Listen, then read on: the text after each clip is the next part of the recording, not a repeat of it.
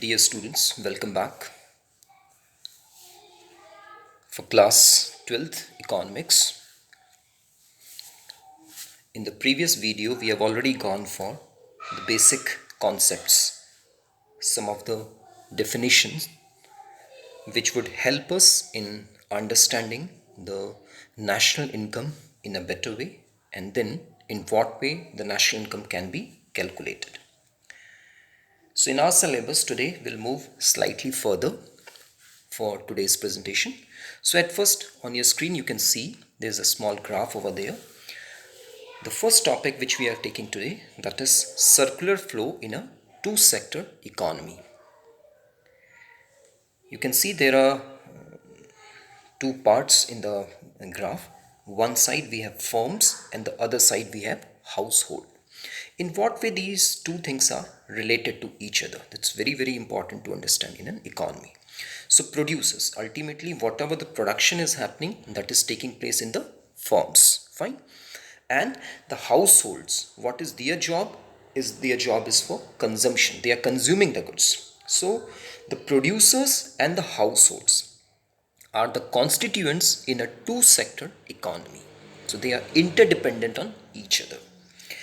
Households give factors of production to firms, and firms in turn supply goods and services to households. How? When we talk of the household, in the form of man and material, people are going to the firms, doing the work over there, that is supply of man, and material, the raw material is also going from the household. That means from those places the raw material is going to the firms, and the firms are providing us what? The ready good, the final good for the consumption to the these households. So what is the exchange in that? The exchange is of money. So you can see on the graph that when the firms are there, so they are supplying the ready goods and services to the household. So in return, what the households are doing, they are supplying the factors of production, right? The inner one we have taken, and outer part you can see what's happening. For those factors of production, the firms are providing the money, they are paying the money, that is the money flow. The money is being given to the households, and that money households are giving back to the firms for the payment of goods and services which the firms are giving to the household. So this is a two-sector economy interdepending on each other. Understood? So you can see the graph, you will understand it in a much better way. Okay. So if we move further in our syllabus, now we have certain related aggregates. The name of the chapter is National Income and the Related Aggregates. So today we are covering some of the related aggregates, related terms, which are quite important. Out of them, the first one you can see on your screen, that is Gross Domestic Product at Market Price. It's written GDP at MP, GDP at Market Price. What it is? What is GDP, Gross Domestic Product? What it is? It is the money value of all final goods and services produced during an accounting year within the domestic territory of a country.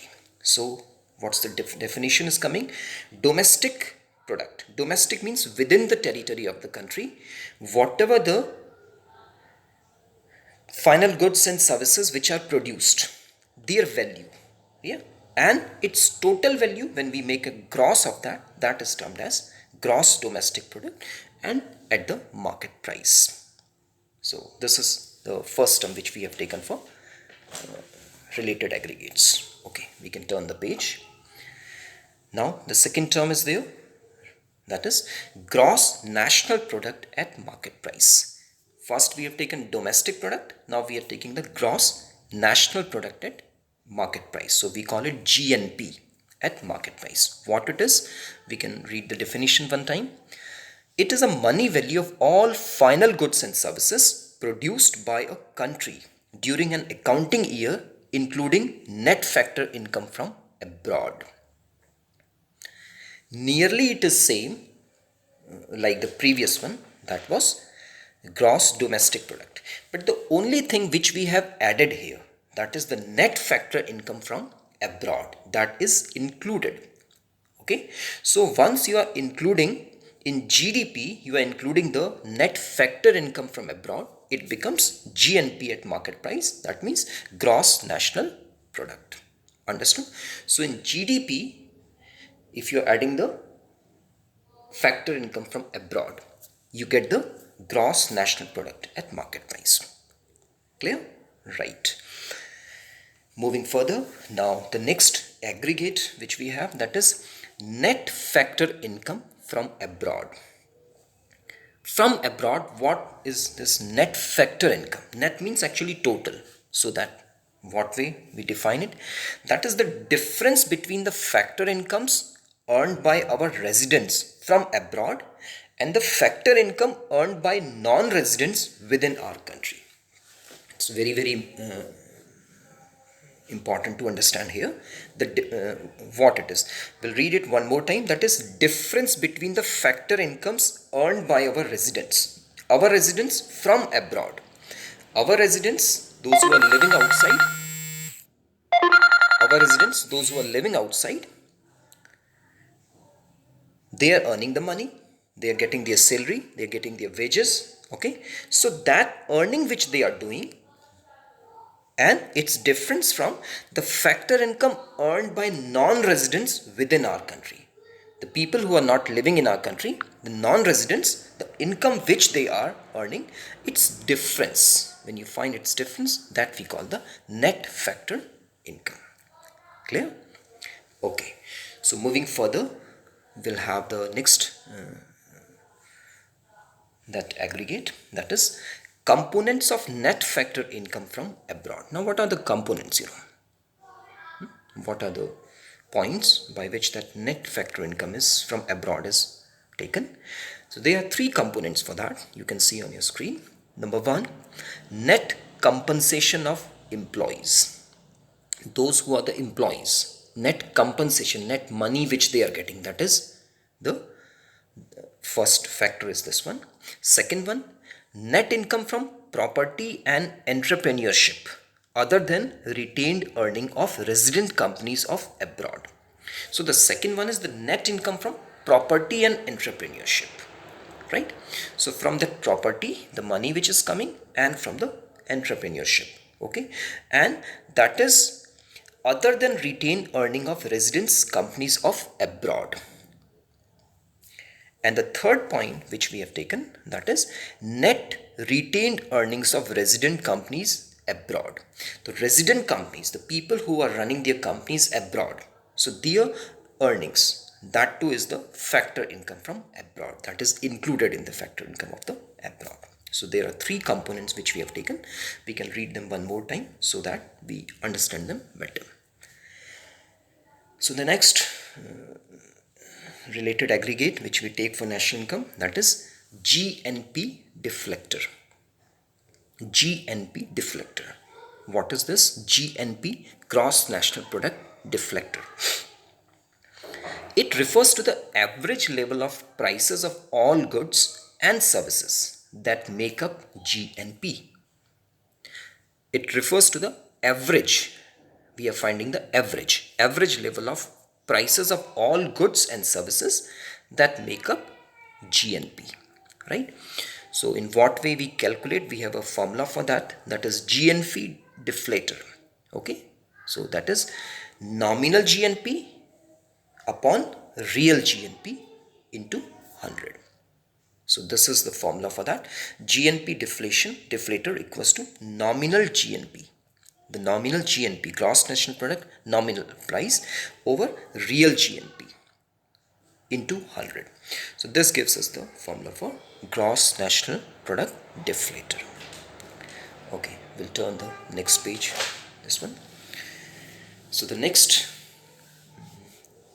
aggregate we have, that is GDP and welfare. You can see most often GDP is considered as an index of welfare of the people, but these are strong exceptions to this generalization. Now, what does it mean? Most often GDP, gross domestic product, is considered as an index of the welfare of the people.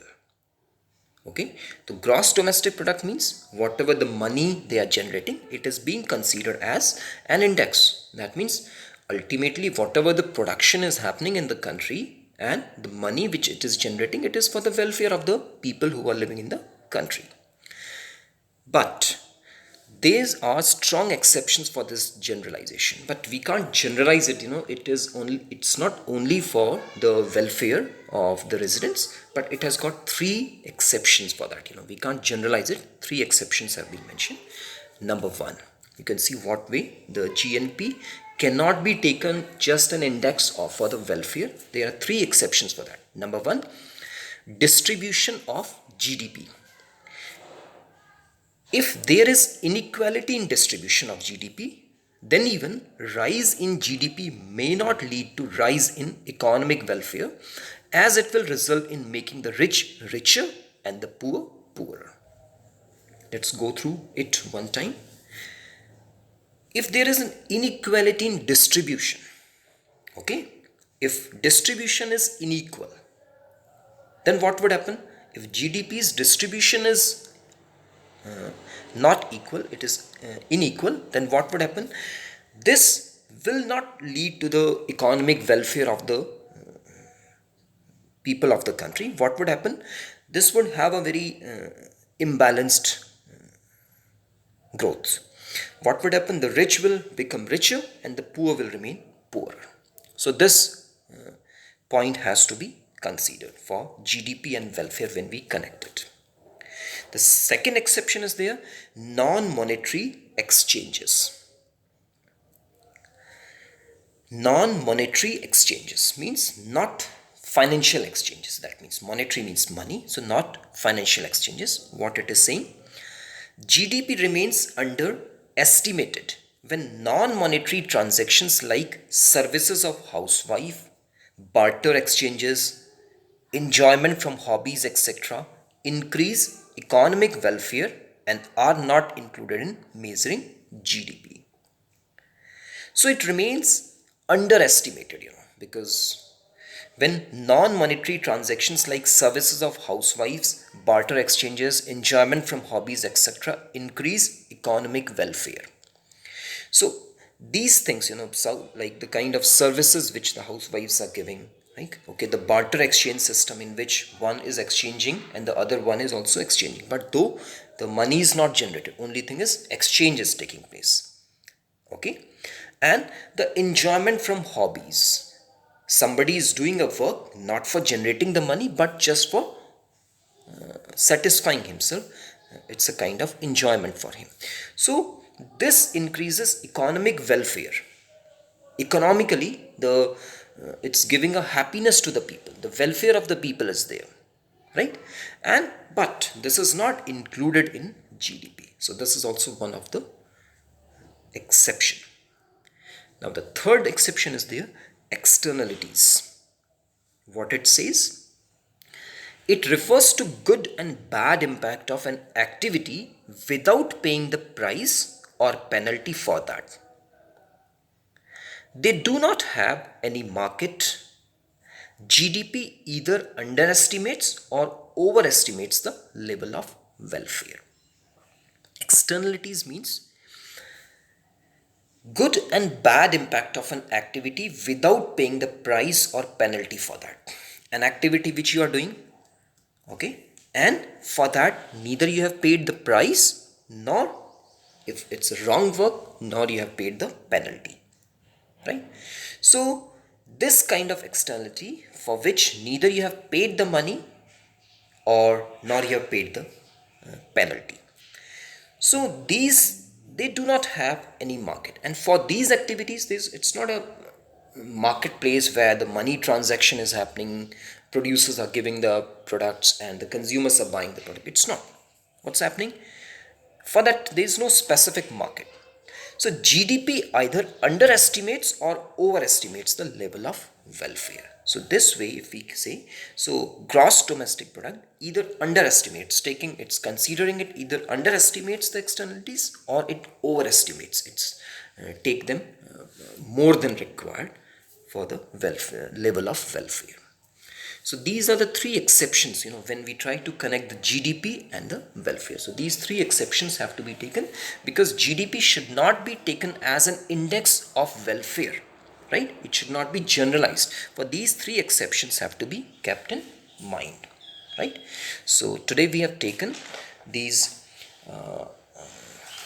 related aggregates from the syllabus we have taken, and it's the last thing. Now the last thing which is left, that is in what way the national income is being calculated, right? So that also will cover. So I hope you would have started making the notes for these, right? So please consider and make them thorough, so that you understand them in a better way, and you can express them in a good way. Write them and express in your own terms. You can learn even, because once your understanding part is good, you are making yourself familiar with the terms, so you can explain them in a good way, right? So thank you, and go through them once again clearly and make yourself familiarize better. Thank you. Have a nice day.